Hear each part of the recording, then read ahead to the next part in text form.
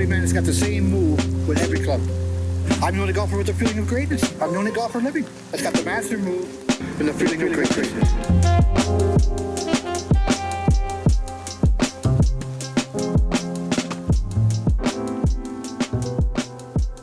So I want to welcome everybody to the Feeling of Greatness podcast today. I am excited because I have a great friend of mine, Tim O'Connor, on the show today. Tim just finished writing a book that I know he's got his heart and soul poured into, and I wanted to get him on the show today and talk about his new book, Getting Unstuck. And one of the things I love about this idea of getting unstuck is because he references all of us golf nerds out there, which I call myself a golf nerd all the time. So Tim, welcome to the show today. I'm so excited to have you on. As always, I thought I would grab you because we have these conversations in private quite a bit. And I thought, let's get you on the show today and let's talk about your new book. And let's have one of these conversations that we can share with one of the topics that I want to dive into, which has a lot to do with your book, is this idea of transformation. So I want to start there because you talk about in your book this idea of transformation. I use that term when I teach the single plane swing to people because transformation, its derivative is to change form. That's what the word means, is to change your form. So you read your book and you're going to be a changed person from what's in that book. I'd like you to kind of go into that a little bit as we get into this discussion. Sure. Well, thanks. And thanks again for inviting me on your podcast, even though I think I may have invited myself, but there you go. Well, yeah, no. When am I getting on your show? How about next week? Yeah. Well, when you're friends, you can do that, right? Yeah, exactly. It's required. So transformation. It's a very big topic. I view it in some way. I love the definition that you picked out is kind of moving from one way of being to another way of being. And the thing about transformation is that I think that's what we're seeking in our lives right from the get-go. We get into this life and there's things that are drawing us forward. Sometimes we don't even know why. At a certain point, there's things that we need, like we need a certain amount of income.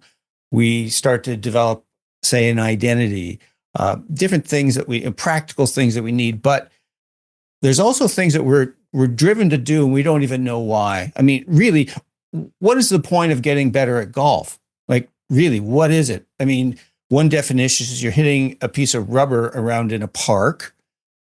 And why does someone want to get better, say, at being, a VP of finance for a company, a better HR manager? What's the point of this? So we're being drawn. Yes, our ego wants certain things, feeling of accomplishment, satisfaction, and again, taking care of practical things like earning a living and whatnot.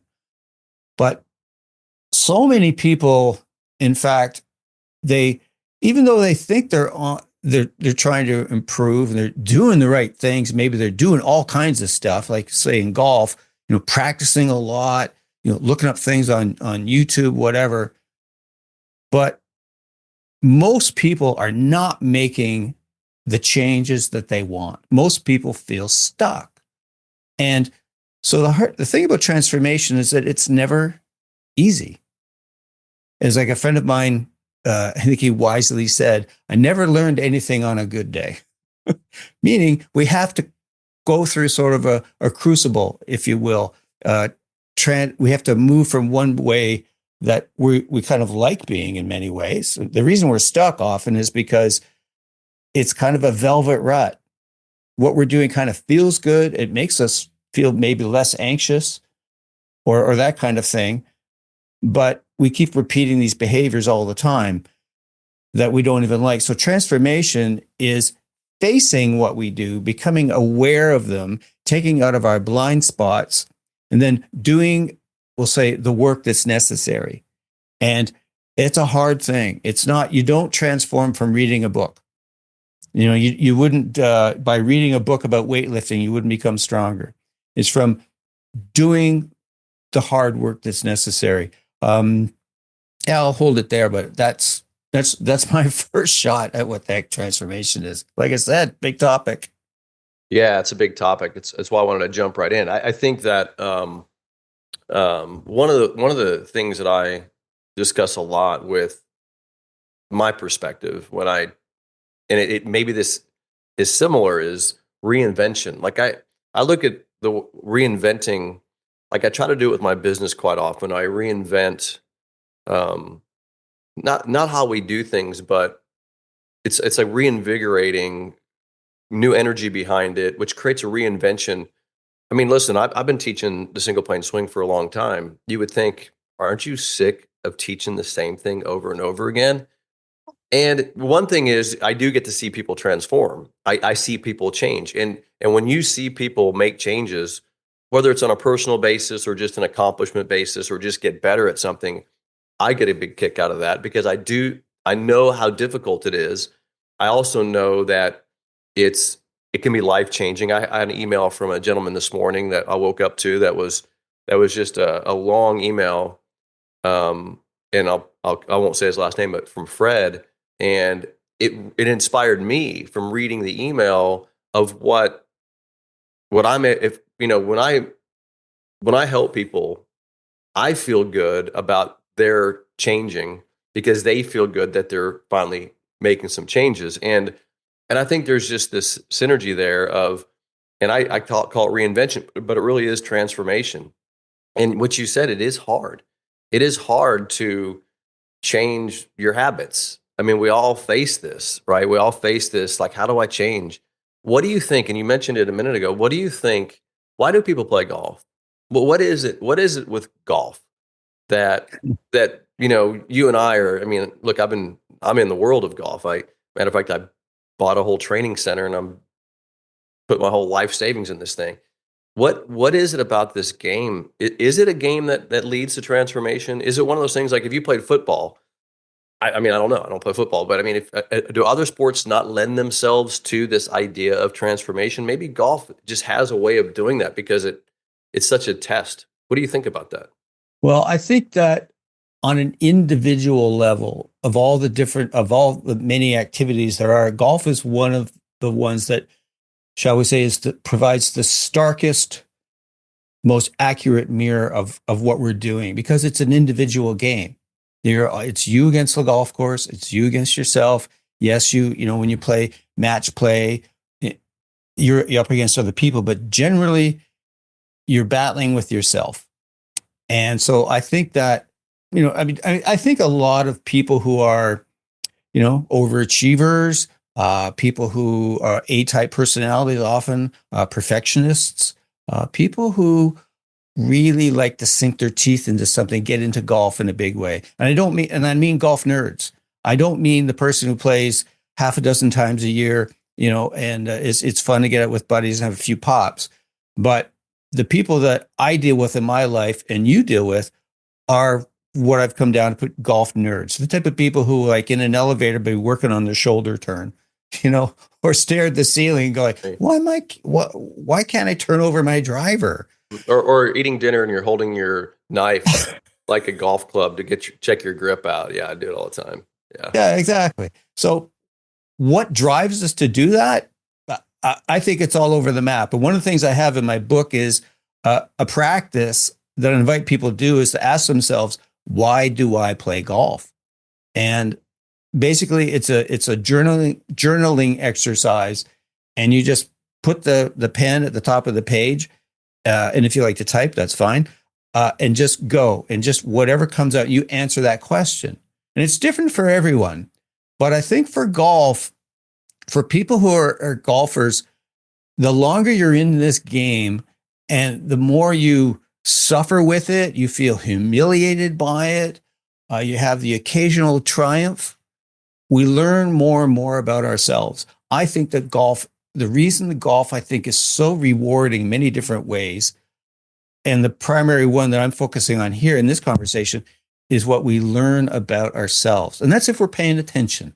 If it's all about shooting the lowest score, getting your index down, that's all pretty important stuff. I mean, we all want to play well, but I really think one of the greatest rewards and why I view golf as a portal for transformation is what we can learn about ourselves. And I've learned a ton about myself. But why do we care? But why do we care? Like, why do you care? Why would I care about learning about myself? I mean, I do, right? And like every year I sit down and take inventory of what I would like to change or better, or I take inventory of, just every aspect of kind of my life and my being. Why? Like, why do we? I mean, some people will do it, some people don't, right? I mean, some people don't care, but like you just mentioned, you got this golfer that seems to be the personality type of whether it's a perfectionist or an accomplishment. We're striving for something. We're aspiring for something. Why? Mhm. Like, why? I mean, how do you dig into that? Like, I mean, I inherently do it. Like, I can't define why I do. Like, what gets me out of bed in the morning? Why? Well, here's as someone who coaches, people in their golf swings, but also mental game and life coaching. I'll answer this in a weird way. I think that why is the wrong question. Mhm. I really do.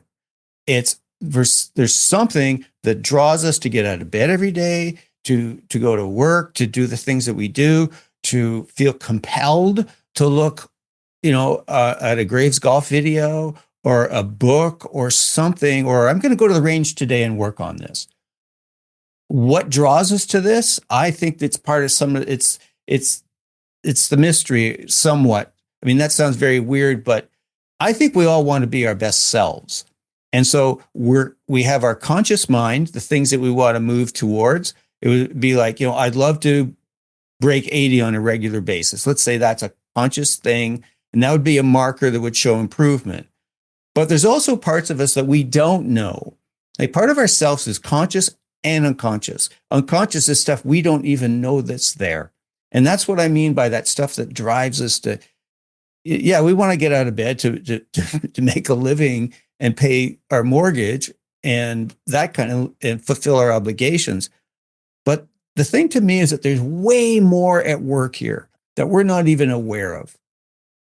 All right, so let me roll this one at you because on this idea, or I don't think it's an idea. I think it's just something that's built into our DNA. And I found myself in this same trap.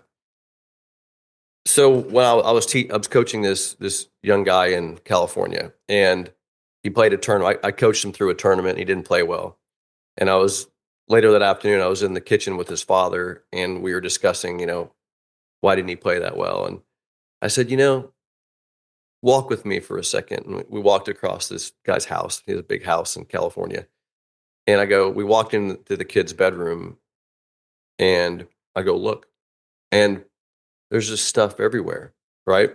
All over the room. I go, this is why. This is why.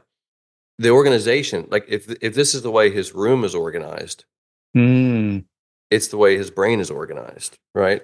And how many times do you, like if you're a writer, obviously you're a very recognized writer. I'm not that much of a writer. Actually, you had to really help me with my book. That's why you helped me co-author my book, because you're the writer and I'm the idea guy. But Yeah. but I know that if I sit down to try to write in my office or even in this office, I like the room to be clean. I like there to be organization. Do you feel that? I mean, you're right. I don't know how you organize your thoughts, but it's like if there's clutter around me, I feel cluttered. My life feels cluttered. If I feel organized, if things around me are organized, I feel organized. Is there a representation of is the external world a microcosm of the internal world that you live in? I guess is a good way to look at it. If you're living in a mess, you're probably a mess. And I mean, in the world of business, and both this is both scary and helpful. My company is a reflection of me. Like Yep. if my company's a mess, it's because I'm a mess. And Mhm. look, it's a mess a lot, right? So it's our jobs, and I'm trying to nail down. I mean, my inspiration for improving myself is because when I improve myself, it seems to stretch out beyond myself. It seems to go beyond me. It's interesting. I went on this weight loss thing a couple times in my life, and every time I lose weight, everybody around me loses weight. Right? Yep. It's just part of the. I don't know. It's like you set an example for the world, I guess, is what I'm saying, and maybe that's part of the inspiration of, like, if I can't swing a golf club well, and I can't do what I teach, why would anybody come to me for lessons? There Right? you go. Yeah. Why would anybody want my instruction? So I have to be organized. I have to know my stuff. Just like you, why would anybody come to you to read your book if you didn't know how to write? So I think there's a lot to self-improvement, but I think that maybe it's, I'm going on a diatribe here. It seems like it's because we want to be helpful. It's because we want to be valuable to the world, I think, maybe is where I'm going. Yeah, absolutely. So, okay, so golf is an individual game, shall we say. And we do this thing, it's us against the golf course, like I was saying before, kind of us against ourselves. But I think where often golfers lose sight of things is that they are in a world that includes other people, includes the golf course, the environment, even like it's the birds, it's the smell of the grass, all those things. So it's part of being all of that. I think when we're when we're outside of ourselves, when we're not have such a tight spotlight focus on how am I doing? Am I swinging correctly? Am I getting better? I think those types of things they handcuff us and keep us stuck. What I'm saying is that when we're aware of the outside world and being in it, especially with the people we're playing with, I think if we lose sight of that important piece, we're not going to play well, and we're not going to be the people we want to be with the people that we're with. And I think relationships are what make the world really go around and what drives us forward. It's about relationships. I mean, there's a lot to be said about having some time of solitude and getting better at an individual game like golf. But I think that really what we're trying to do is be our best selves with others. And so when I'm, say, aware that I'm playing with other people and maybe I'm getting too self-absorbed in my own game, I'm 5 over after 4 holes or something. What am I doing wrong in my backswing? I'm in fact going to start playing. I'll play worse, as opposed to being aware that I'm playing with other people and being attentive to them. Yeah, when I'm hitting a shot, I'm going to be focused on my shot, for that, 45, 75, 90 seconds that it takes. But to be my best self with other people means I'm going to give my full attention to them. I'm not going to be inside my head asking myself all these questions and judging and comparing and evaluating. So in attempt to bring this somewhat of a conclusion that makes sense, I think what we're all seeking in golf and other parts of it is to be our best self. And when we are our best self, we are our best coworker. We're our best partner in our relationships. And we're a better golfer too, because we are accessing those things that we've always had, is that we're all brilliant. We're all, as a consequence of human being, you're brilliant. But all this other shite gets in the way, which is usually the ego, judgment, and all this. How am I doing? That make any sense? Excuse me. Yeah. You said a couple of things there that I gotta reflect. Be our best selves, which I agree with, because that's kind of where I was thinking is that why do anything is to improve ourselves, but if we improve ourselves, we're better for others, right? That's kind of, yes. When I play golf, my best golf is played antisocially. No, I get that. Yep. I mean, it's just in my little world. Now, it doesn't mean I'm a jerk. Doesn't mean well, maybe I am a jerk, but I would say it this way. That's not for you to judge. I would say it this way. I don't necessarily want to go look for your golf ball. Right? I hear that. I mean, look, I get them for free. Here's a dozen balls. If you lose them, I got free golf balls. I mean, that's the way I'd like to handle it. Now, I don't want to be a jerk and say, it's gone, too bad. I mean, I'll go over and take a quick look and say, whatever, and help. But it's like, to play my best golf, it's not that I don't care about the other person. I want to be in my little universe, and I want to play the game. I'm playing the game, and I have to be, for me to play well. I've been in this situation so many times in my life where I get put in a social golf situation. You and I have talked about this before. Yeah. And I'm so uncomfortable there because I just want to play golf. I don't really want to be social. You don't want to be Todd Graves, the golf professional. Yeah, I want to be a player. I want to be in that player. I don't want to be Mr. Entertainer. Yeah. Now, if I am Mr. Entertainer, then I can blow off the golf and we're fine. Usually I just go sit in the cart, hit a few shots. I don't care. And that happens a lot too. When I play golf with my wife, I don't go out there to shoot a score. I don't go out there to play golf. I go out there to hang out with her.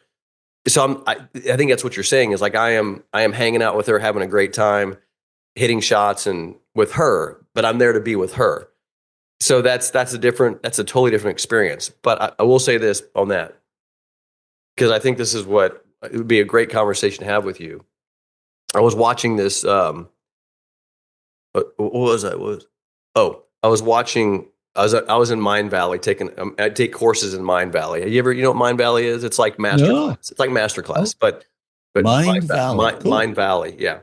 And I go in there and I take a course.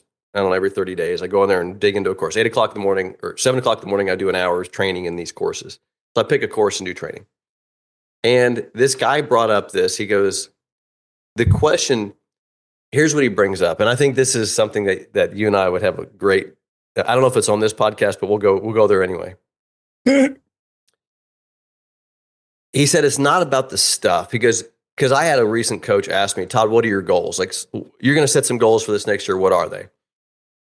And it's hard for me to say, I want more stuff, because I don't want more stuff. I don't care, right? But here's what I do want. I want great experiences. Mm-hmm.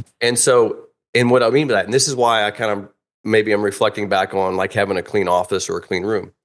Having a nice office gives me the experience that I want to have every day. I want to be in a nice place, right? I want to be on a nice golf course. I want to be in a nice golf cart. I want to have nice golf clubs, because I want the experience of those things. It's not that I want nice golf clubs. They're clubs, right? They're just stuff. But the experience of them, like I want to experience them. And so the question becomes, what experience are you providing the world? What experience are you giving the world? What experience are you getting from the world? And what experience are you giving the world? Right? And that kind of changed my thinking a lot, because when I build golf schools, what experiences are people having when they come to my golf schools? That's a really good question to ask for me, because it's not always, make sure we do a curriculum and make sure we teach the right things. That's a part of it. But how are we teaching those things? What experience are people having? Like reading your book. What experience? I wrote it down for your book. What experience do you want people to have after reading your book? Like if they apply the information in your book, what experience did you transform their thinking to have a new experience after reading the book? What is that? Right? And so the word experience now is kind of on top of mind for me. It's like, what experience am I creating? What experience am I giving myself? What experience am I giving others? And it's not stuff. So the goal to me is experiences. What experiences? Because my wife says to me all the time, she goes, hey, I'd love to go to Rome and Italy. And I'm like, I don't really want that experience. I'm not that interested in that experience. It's not that I don't want to see the Colosseum, because I really would. I don't want to fly there to see it. I don't want that experience. I totally get that. I don't want the experience of getting there. I want the experience of being there. So I'm like weighing the thing is like, I just don't want to spend 3 days traveling to get, But no, I totally get that. Yeah.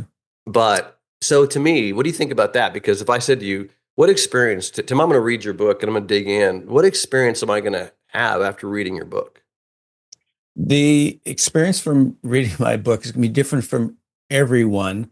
But the key thing I want people to know is that they have far more talent, and they're far more capable. And there's there's so much greater possibility than they generally think. Most of the time, people are lurching around unconscious of their behaviors. Something happens and they're going to say this. So I coach people who work a lot of the male dominated industries like auto dealerships and that kind of world. What will often happen is that let's say a manager is working away on something, answering emails or whatever it is, and someone come in and got a problem. And so he'll automatically just leave it and go and try and help with that problem. So that person's problem becomes their problem. And what happens is that basically they get hijacked. So what I'm talking about is that they just react because they feel compelled that they have to do this. And it's kind of like addiction. And we become not really aware of what's going on for us. So that manager has an option to say, well, time out. Hang on a sec. Rather than react in my old behaviors of always just trying to put out every fire to make myself feel better, I'm going to say, that's actually, compared to what I'm doing right now, that's not as important. So I'll talk to you in a half hour on that. Okay. Okay. So what I'm talking about is becoming aware of your behaviors, the ones that don't serve you, the reason that they keep you stuck, repeating these behaviors all the time we know we don't want to do, but we do them anyways. And that's because we're creatures of habit. We're prisoners to a lot of our stories and belief systems. Most of the things we're doing, Todd, in the world are to make ourselves feel better, for God's sakes. People feel anxious about things. And so what are they going to do? So they're going to do things they've always done to make themselves feel better. And so maybe to connect back with that word experience, I don't think that's the experience most of us want to have. We don't want to drift through life. We don't want to be yanked around by all these external circumstances. We want to have a degree of control over our own life so we can have the experience we want in life and in golf. So that's largely what my book is about. Is like, it's not that you say for golf, the reason you struggle in your golf, you're on a plateau, is that you got short sheeted when it came to the gene pool. Your dad yelled at you. You started golf late. You have bad habits. That has an effect, but mostly what keeps you stuck is your behaviors. You do the same shit over and over again. So that someone has a bad round. Say, okay, so I'm going on a bit here, but let's say you're playing Saturday morning with your buddies, and you're pushing your right hand and you're pushing your drives out into the woods, and you got a match coming up on Tuesday. So what do? You feel bad. You feel, oh man, I'm going to suck in this match. So what do? So when the round's over, you go to the range and you panic practice, and you're already tired, and you hit 3 buckets of balls. You go down 5 different rabbit holes to fix the push of your driver, and you leave worse than you were. That's a behavior that so many golfers go through, or run to YouTube for a fix, or ask somebody, hey buddy, what do you see? And that's not the way you improve. We've talked about this, and that's why there's a segment of you in the book is how do you improve? You have a long-term vision, you have a mission for yourself and what you want to do. But to come back to the starting point is, what are the behaviors that I engage in that perhaps I'm not aware of? And when I bring those into the light of awareness, then I can respond rather than react. It's funny because my brain goes in these places when I listen to you talk about this, because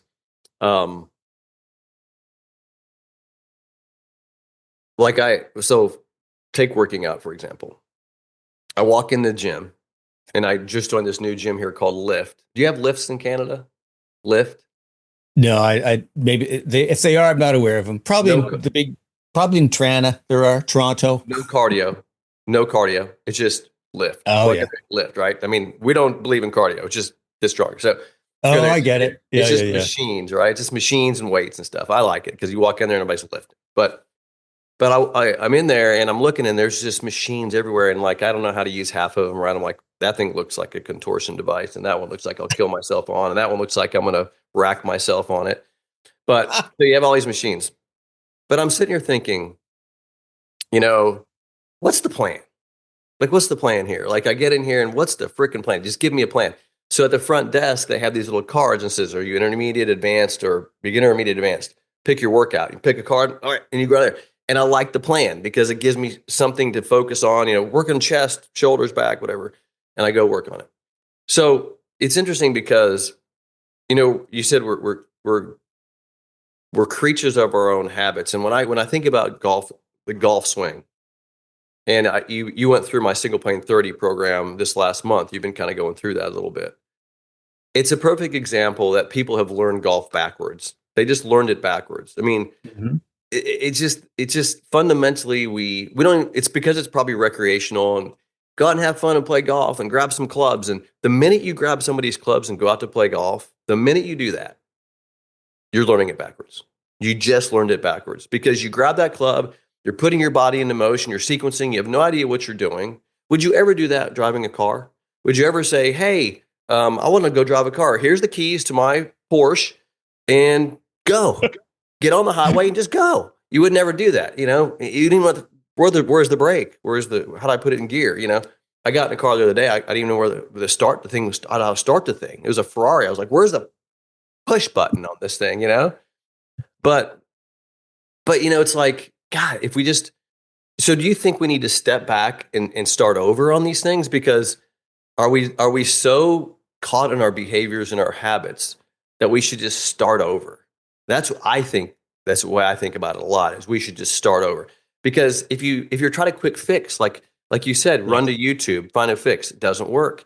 You get worse. Just like you said, you run to the range, you do a cram session. Everybody, we've all done that. It doesn't work. We have to. So I think there's two things that come into play. Number one, I'm a systems guy. Like, what's the system that gets me back on track? Let's go back and run that system. So having some kind of consistent system or practice habits or way of doing that. Number one. Mm-hmm. Number two is maybe we just got to start over. I know that's painful, but just start from square one and boom, boom, boom, build it back. So yeah, well, so I'll jump in. So in a very practical way, I think that when golfers start to struggle with whatever part of their game is going on, you always bring it back, as you say, I always bring it back to fundamentals. I always go like, what's your posture? What's your stance like? What's your alignment? What's your ball position? Look at those basic things, because if you don't have those things correct, good luck. I mean, like if you're aimed out in the farmer's field and you're trying to hit it in the fairway, well, your golf swing is a bunch of compromises. It doesn't mean you can't do it, but you're really going to struggle. So that's where I go with that. But it's not necessarily. Here's where I think the core thing that I coach people on, and I love what you said about people learn it backwards. Is like, so when I start with novice golfers, I'll have them swing a bit, and then we'll go, okay, we'll get their putter out. And we'll go from putting to chipping to pitching to iron, and the driver is the last thing. And the analogy I make is that when you learn to drive, your dad or your uncle or mom or whoever, they didn't take you out on the highway. They took you to a parking lot on a Sunday morning. There's nobody there to start building from the basics. So, but it also depends on what golfers want. I would say the people who are listening to your podcast, read my book, are aspirational golfers. They want to get better. So if you really want to get better, you better take a hard look at what you're doing. And that's why I think it's really important to have a coach. Or if depending on what your budget is, what is having a mission, determine these are the things I'm going to do. This is the road I'm going to follow. But the problem is that we live in this golf culture where we're hit with this tsunami of information. People scroll through their phone in, 60 seconds, and you can have 4 different swing tips to go by you. Sorry, you ain't going to get better. That just ain't going to happen. We could go into that, the whole thing about short-term memory and how we, myelin and how we learn things. But it's only by integrating the same things over and over again that we get better at anything. So you said something there. This would be a test I would have after hearing that. You said, go back to fundamentals, right? So shit's hitting the fan. I'm going to go back to fundamentals. I'll bet people don't know what their fundamentals are. Like Agreed. this is where I think you have to take that inventory, because if I said, look, go back to your address position, get that, your alignment, but people are like, so you can't tell me how you want to put your hands on the club. You can't tell me how you want to address show me, here's my test. You show me what your fundamentals are, what you're going to go back to. And so this is why you need a coach, because number one, I think people should know their basic fundamentals. I mean, to have that fallback all the time. But I find so much value in a coach. And I'll tell you why. And it's what you just said. It's because you don't know your own bullshit. Yes. You don't. Because I am experiencing this right now. I'm involved with this coach. I'm in my 8th week of training with this coach. We train once a week, and I both love and dread our phone conversations, because he calls me out on my crap all the time. And I'm like, what's he going to call me out on today? Right. And then after I've been called out on it, and I realize, man, that is a bunch of crap. It gets me aware of it. Can I interject? Yeah. That's what it's about. It's about awareness. It's bringing things to light that you were unaware of. It's those things that are in our blind spots that hold us back. Yeah. So to me, it's a lot of people, when we're trying to get better at golf or business or whatever, music, whatever it is, I think it's a lot of hard work, and it is, but it's actually, some ways it starts easier. And that is by witnessing yourself. What are you actually doing? What are you aware that you're doing? So if let's just take example of say posture in golf. And someone say they're really struggling. They're hitting the ball off the toe or something. So they might be falling backwards. So when they become aware of what they're really feeling in their body, they might feel, wow, you know what? I got all my weight on my toes. And as I'm moving, I'm falling backwards or something. They may not have been aware of that, because most golfers and most people in most parts of their lives are just hijacked by their thoughts. They're trying to do these things. So they're not even aware of what they're doing. So they're not aware, oh, I'm off balance to start here. Or, I'm slouched over at the golf ball, and like, that's why I always say to people, it's like, you want to feel athletic, right? And so for me, so in my golf swing, I want to feel that my quads are engaged and my glutes are engaged. I want to feel like my butt's going out backwards, but I get lazy and I lose that. And so every once in a while I'll go, hey, what am I actually doing here? I'll look at myself in a mirror. I'll put some video on and I'll feel what's going on. And so I largely self-coach, but I was having an issue with hitting the ball closer to the heel, and the occasional also rocket shank. I said it, yes. So I sent a video off to a buddy who's a golf professional, and he said, "Oh, Timmer, you're kind of coming out at the ball a bit." That was in my blind spot. So I think it's self-awareness, what's going on, but also being willing to ask for help, and that's where a coach comes in, or a third party. And we need that as social animals. We need support. Yeah, I would challenge everybody listening to this podcast. I would challenge them this year. So I think we also, you said something that's really interesting there, ask for help.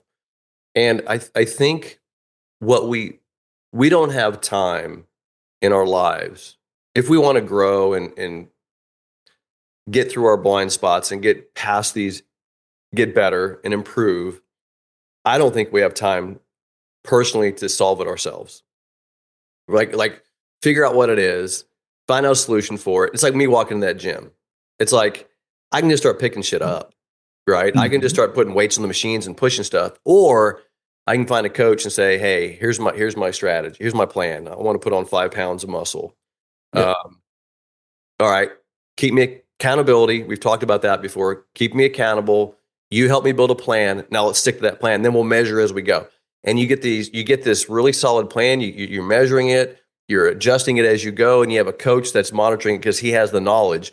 For me to go get that knowledge would take me, let's say, a year, right? Well, I don't have a year, right? By then, I mean, it's too long. Plus, I'm working on other things in my life.